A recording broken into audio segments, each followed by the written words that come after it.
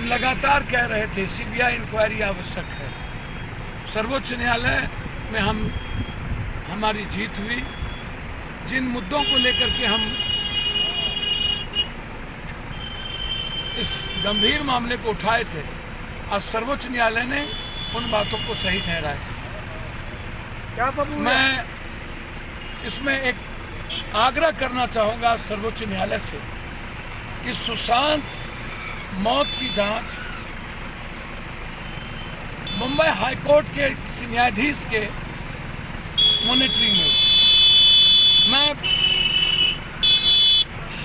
Monitoring चाहता हूँ किसी भी परिस्थिति में, और एक समय 3 से 6 महीने के अंदर हर परिस्थिति में सुशांत की जांच रिपोर्ट सर्वोच्च न्यायालय को सौंपा जाए।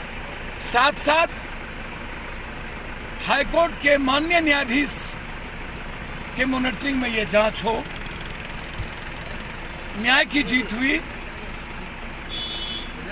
देश उन महापापों की नगरी से छुटकारा पाएगा और दुनिया को देखना चाहिए वो नगरी कितनी गंदी है और क्या हालात होते हैं उसमें।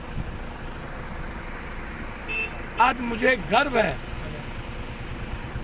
कि हमने जिस लड़ाई की शुरुआत की थी उसकी प्रथम कड़ी में हम जीत हासिल की।